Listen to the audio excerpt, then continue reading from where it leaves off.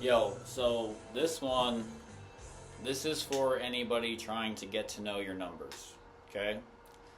For anybody that's trying to learn mathematics, classical style, the way that you were taught in school. So I've said it before in my long ass spiral dynamics video. I'm trying to teach y'all math, okay? But think of like writing, like the English language.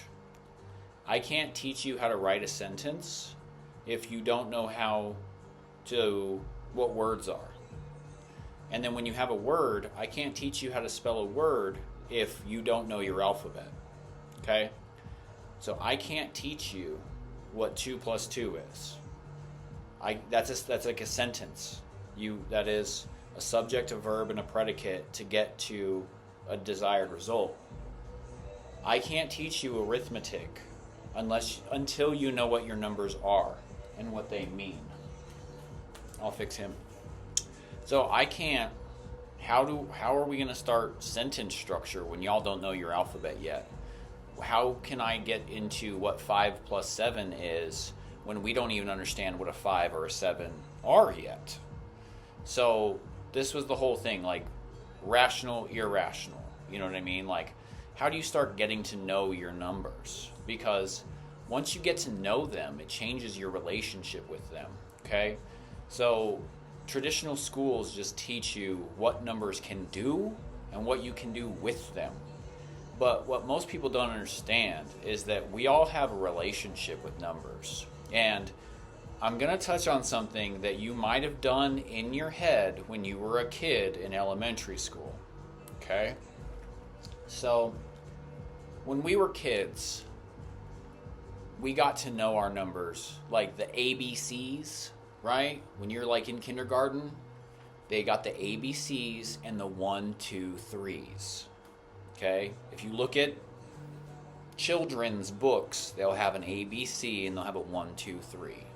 Because 1, 2, 3 are the first 3 numbers that you learn as a child. And so as a child, you get used to what a 1 is, and that everything builds on 1s, because 1 plus 1 is 2. Well, that gets you to your first even number, 2. And then 2 plus 1 is 3, which, gets you to your first repeating decimal number, your first odd that isn't a 1. And so we get to know 1, 2, and 3. I don't know about you, but when I was a kid, I had an emotional attachment, a lot, to numbers, because it was like evens were always just kind of easy to remember. You know what I mean? Because each even number was just like 2, 4, 6, 8. Because when you start learning how to count your numbers, they start you at 1. You count 1, 2, 3, 4, 5, 6, 7. Well, when you get to 2, the next number, 2, 4, 6, 8, 10, right? So we just kind of have this like association with 2s. Like we just kind of get to know them. And then 3, 6, 9. But for some reason, 3 feels a little different. He does. 3 has a feeling to him that's a bit more wispy. He's not as structured like a 2 is, like an even number, because 3 is your next odd number. He like jumps around a bit. You know what I mean? So, like when we're learning how to count by numbers as kids, we start with 1, 2, 3. We start with 2, 4, 6, and then we move to 3, 6, 9 as we're learning how to count our 1, 2, 3s. And it's also easy to remember a number that's a double of a same number. Like 4 is easy to remember because that's 2 plus 2. 6 is easy to remember because that's 3 plus 3. 8 is easy to remember because it's 4 plus 4. 10 is easy to remember because it's 5 plus 5. 12 is easy to remember because it's 6 plus 6, right? Like, there are certain things that we did as kids to help us remember certain numbers. But it's so interesting because whenever you have a number that's 5 plus 5, it's the same number twice, it's always going to get you to an even number, which makes even numbers so much easier to remember, because when we start learning how to add numbers to themselves, the sum is always going to be an even number. 7 plus 7 may be 2 odd numbers, but their sum is 14. Gets you back to an even. 9 plus 9, two odd numbers, but their sum is 18. Gets you back to an even. Okay. So we kind of did these things as kids to help us remember.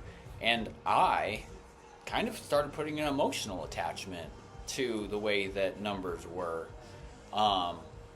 So I can break down these numbers. Okay? We're going to break down the numbers. And I'm going to do it the traditional style that y'all have been taught. Okay? Because I'm going to get into my style in the next video. Because in my style, 5 is even and 6 is odd. I know, breaks your brain a little bit, but it's true. So, we start. Okay, so here's the board. I'm gonna explain the board before I get into it. I have the characteristics of each number listed. First, I have the numbers, right? 1 through 10. Yes, that's a dot, and yes, that's representing a 1 right now. So I got 1 through 10. And I have their characteristics written for each one. Your even numbers are all in blue. 2, 4, 6 is green, sorry. 6 is a multiple of 2, it's written in blue. 8 is a multiple of 2, he's written in blue. Okay. This is why 6 is odd. I'm not gonna try to confuse you. We got 2, 4, 6, 8, 10. Okay? 1 is purple because he stands alone. 1 is the building block of everything. Your evens are going to be mostly in blue. Your 3s, your multiples of 3s, are going to be in green. And your multiples of 5 are going to be in red. So I color-coded the whole thing. Okay? 6 is the only one that he hangs out with evens and odds. 6. Alright. We have the dot structure and how to draw each number geometrically. Okay? 1 starts with a single dot. 2 has 2 dots, which creates a line. 3 has 3 dots, which creates triangles. 4s have 4 dots. 5s have 5 dots. And you connect the dots. Okay. We have our squares. Because you start at your first square is 1. And then you add squares to those as you move up. We have our cubes next. We have our circles next. We have our sums of each number, and then we have our products of each number. Okay?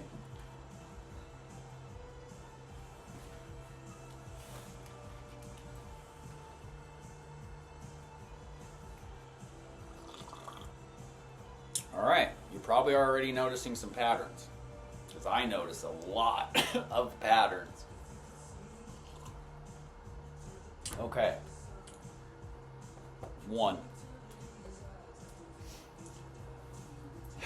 1 is the start. He's the first unit. If we're starting at 0, 0 means nothing. 0 is the void. Okay? Literally nothing. I'm not going to get theological with it.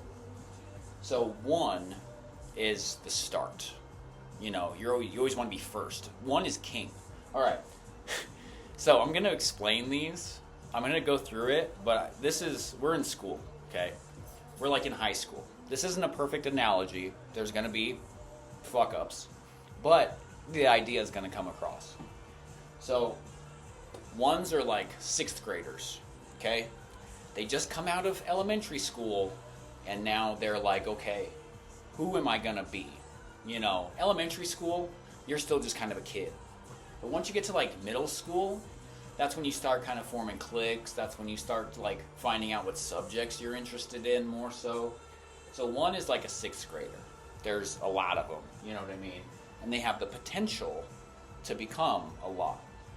So 1 is the start, you know what I mean? We've got the single dot.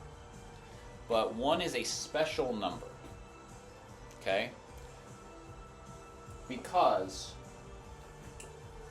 1 divided by 1 is just 1. 1 is the first perfect square. 1 is the first perfect cube. 1 represents a whole circle. And there are no products that equal 1. You can't add anything together to get to 1. He's the only one. 0 plus 1, but 0 means nothing. So you can't add nothing. Nothing adds together to get you to a 1. And the only product of 1 is himself. 1 times 1 is the only product. That's it. 1 is neither prime nor composite. Prime numbers are defined by having 2 different factors, 2 separate factors, 1 and itself. So, small sidebar, 2 is prime because the only factors are 1 and 2. 7 is prime because the only factors are 1 and 7. A composite number has more than 2 different factors, 1 and 8 and 4 and 2. So 8 is composite because it has more than exactly 2 factors. 1 is neither prime nor composite. It doesn't fit either rule. 1 does not have 2 separate factors, just 1 and 1. It's the same number. They're not 2 separate numbers. So 1 is not prime. But it's not composite because it doesn't have more than 2 different factors either.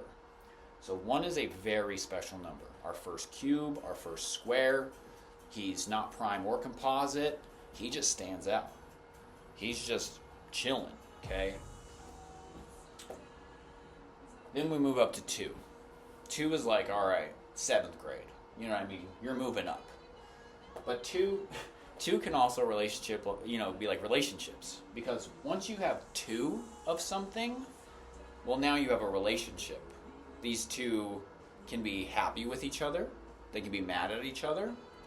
Once I have 2 markers, well, that now opens the door for, one marker to be behind another marker. You now have space you now have a starting point and an ending point. You can create a line because you have 2 points. So 2 comes through, and he is duality. 2 is duality. Now you have black and white.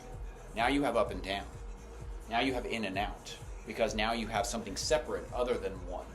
Like, if 1 were infinity, 2 came through and gave infinity a stopping point. Stopping points. So, 2, relationships, a sequence. To have a sequence of something, it has to have more than 1. It has to be 2. 2s bring patterns into things. 2 is terminating in its decimal form. 1 over 2 is 0.5, which is terminating. 2 is stable. 2 has a good stopping point. It's your first prime number, because 1's not prime. So 2 is special because it's your first prime number. Beginnings and endings, and half of a whole. So here's all the things that make 2 special. I'm sure there's more, but these are the ones that I just came up with off the top of my head. Because 2 is a very special number. He's the first even number. We now have an even number that exists in the universe now because of 2. And 2 is the building block of every single even number from here on to infinity. Okay? Every single even number after 2 is now divisible by 2. He is he is the stable, he is the building block of every single even number after him. That's pretty special. He is a very special number. Because your odds don't have that. So everything, even numbers start because of him. Whoa. 3. All right. 3, he's magic. Okay, well, hold on. Did anything else in 2? 2, yes, we now have 2 squares. I'm sorry, before I move on to 3. 2 now has 2 squares. Okay. He's not a cube. He's not associated with a circle. He's 1 plus 1. That makes him special. He's the first, if you think about it, he's the first product, or the first sum. The first number that you can have a sum is 2. He's our first sum number. And he's prime, because he's only a multiple of 1 in himself. Okay. 3 comes through, and 3 is magic. Like, if even numbers, they're like, I don't know. They're kind of your normies. You find them everywhere. Even numbers, they're a dime a dozen. You're going to find most kids in high school, well, they're just going to kind of get decent grades, and maybe they're going to do some electives, and maybe they'll go to college, maybe they won't. You kind of have just like a lot of normal kids, right? That's your even numbers. They're just kind of normal. But as you build on evens, they start getting like more sturdy. 2 times 2 is 4, which is your second perfect square. And then 4 times 2 is 8, is your first cube. So those are like, all I'm getting at is your even numbers, they're like sturdy. They're like squares. You know what I mean? They're but 3 comes through, and 3's like Slytherin. He's like a snake. He's not even. He doesn't try to be normal like everybody else. He's different, and he knows he's different. He likes it. So 3 is the first shape. When you have 3 dots, 1 is 1 dot, 2 now gets you a line. Now when you have 3 dots, you can now form a shape. This is the first time that we have surface area and a perimeter, is once you get to a 3. 3 also only has one way of connecting its dots. When you connect its dots in the gram section, I'm calling this the gram section, and the gon section, pentagram, pentagon. That's just the way that I'm labeling it. It's not correct, but that's how I'm going to say it. So his gram and his gon match. He's the only number. He's the first one. He's also your first infinity number, because 1 over 3 is now 0.3 repeating. I write this, I don't do the little line above like everybody else. I write an infinity symbol above to indicate that this is infinity. We need to start recognizing infinity as a real thing. So, like 2 is a stopping point. He's stable. He terminates, is the word. He terminates. 1 over 2 is 5. He stops. 1 over 3, boom, infinity. Okay? So, 3, he's magic. 1 technically terminates, but 1's special. We don't fully count 1. 3 is your first odd number, your first infinity number, because 3, like I said, he's like a snake, man. He's wispy. He's like smoke. He comes in, he leaves, and you don't know what's going on with him. He's weird, but he likes being weird, right? He's prime. 3 is prime as well. He's your first odd prime. So if you think about it, what makes something prime or composite is if it has factors, right? And so 2, the number 2, satisfied. There is not a single prime number. 2 is the only even prime number. The only one. Because every single even number after 2 is now a multiple of 2. It's another reason why 2 is pretty special. So 3, he's your first odd prime number. He says, so you start with 1, and 1's like, all right, where are we going? Let's build a 2. Let's get some structure. And 2's like, okay, we got some structure. Boom, Let's build every even number from here on forward. Damn. That was quick. Damn, 1. You turned into a 2, which now turned into every single even number for here to infinity. Damn. That's pretty cool. Well, where are we going after 2? We're going to 3. 3, he's like, guess what? I'm prime. You're like, okay, 3, calm down. So 3 is your first odd prime number. The Trinquetra, the Holy Trinity, 3 strikes, you're out. Best 2 out of 3. 3 is magic. He is magic. 3 is also not defined by a square, like 2 is. 3 is defined by it's the first building block of a circle. So I've mentioned this before. Squares represent finite. In my irrational and rational video, squares, they represent your finite world. Circles represent your infinite world. And that's because squares have stopping points. You can measure a square. So if I can take a tape measure to a square, I can measure from here to here, and I can get 2 units. Okay? When you get a circle, grab a tape measure and walk around that circle until you hit a stopping point. Guess what? There isn't one. You'll walk around that circle for infinity, because circles represent the infinite world. And we can see that through his decimal form. 1 divided by 3 is an infinity number. The circle form of 3 is now an infinity aspect. Circles are infinity aspects. Okay. 30 degrees is now the first building block of trigonometry. 30 degrees is now the first building block of a circle. Okay? I'm telling you, 3 comes through, and he's like, all right, 2, you're going to start building squares. Guess what? I'm going to start building circles. Yeah. Because 1, the only sum of 3 is 1 plus 2. 3's another one. See, he's pretty damn special. He only has 1 sum as well. There's only one way to get to 3, and it's 2 plus 1. 1 plus 1 plus 1.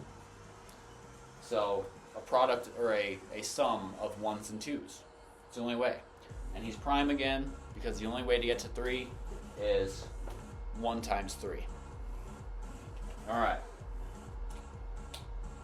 I've already been going for a minute, and I'm only at 3.